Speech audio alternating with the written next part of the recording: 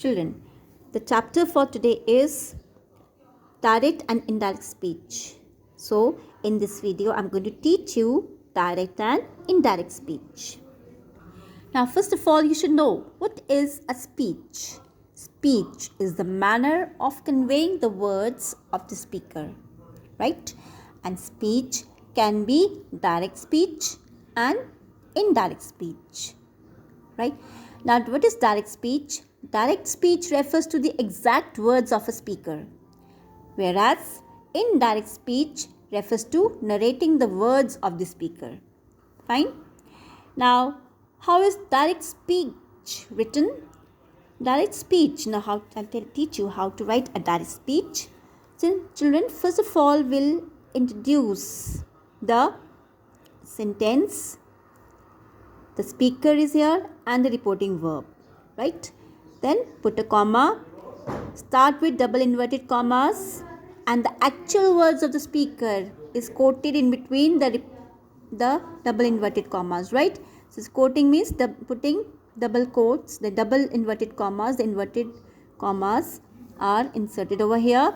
And as we write the exact words of the speaker within these, we have to begin a sentence with a capital letter, right? And whatever the kind of sentence it is, whether it is assertive, imperative, interrogative, or exclamatory type of sentence, accordingly you have to insert the punctuation mark over here and then close the double inverted commas, right? And just be careful when you write double inverted commas, it should be in the form of 66, but don't write 66 as you write. It should be slightly curved at the bottom. Okay. Similarly, when you write this, when you end up this sentence and when you close the double inverted commas, the closing inverted commas should be in the form of 99, but it should not be proper 99. It should be slightly curved from the top, right? Next is, now a reporting verb can be the subject alone, the speaker alone, or it can also be, this is the subject, this is subject, and this is the object. It can have the subject as well as object, right? So this part of a sentence can also be called as principal clause, and the rest, the direct words, the exact words of the speaker is called the subordinate clause. We call it a reported speech. Clear? Next, children, next point to remember is how to convert a direct speech into indirect. Okay. First of all, what you should do, you'll just keep in mind that reporting verb doesn't change. The reporting verb as it is mentioned in the direct speech should be the same. So reporting verb remains the same, right? And then we, instead of commas and double inverted commas, we remove these two and we add, or we introduce a conjunction that. Okay. Then the pronoun is changed. Okay.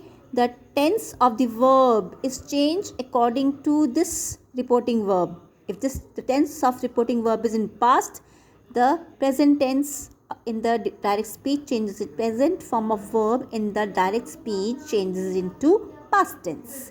So am changes into was.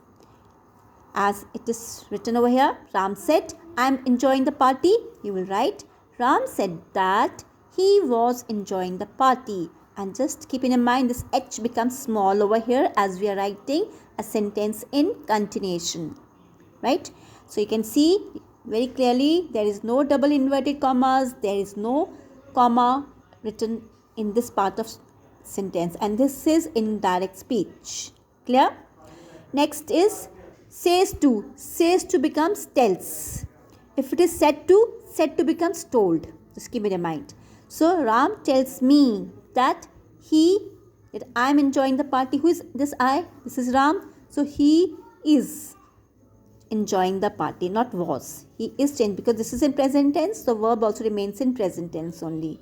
More rules I am going to explain you later. First, to see how a direct speech is converted into indirect, you have to remove double inverted commas. you have to introduce the word that, the conjunction that in a sentence after the reporting verb. Then you have to change the tense in reported speech into past tense according to the reporting verb. If this is in past tense, it should be this verb changes into past. If this is in present, and this should be in present form only. If this is in future, this remains in the same tense. Present and future tense remains the same. The verb in the direct speech remains the same if the reporting verb is in present or future tense, right? Then next is you have to change the pronoun. Okay, pronouns are changed accordingly. Then there's a change in the expression of time and place. That is not required over here, but this is one of the rule, right? Dear children, I have a flow chart made for you to explain you in a better way. See, you can draw it in your notebooks.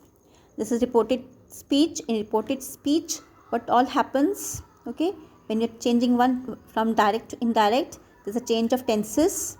Like present tense changes into past tense and past tense changes into past perfect. See, all these verbs like do changes into did, is, am changes into was, are changes into were, has, have changes into had. Similarly, when the past tense changes into past perfect, these are in past form of verbs, and how they are changed. Did changes into had done. Was, were changes into had been, like this, was doing or were doing changes into had been doing, right? Worked changes into had worked. That I have not written over here. You can just keep in your mind. Next is change of modals.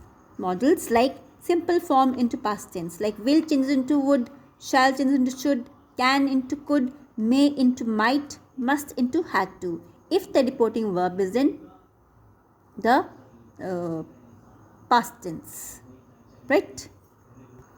Next, there is also the change in the time or place. Okay, there is a change in the pronouns. Okay, how the pronouns of first person changes into the person gender of the reporting verb. Pronouns of second person changes into person gender of the object of reporting verb. Pronouns of third person changes in, there is no change. Pronouns of third person do not have any, there is no change in the pronouns of third person. Keep in your mind, and I'll explain you how.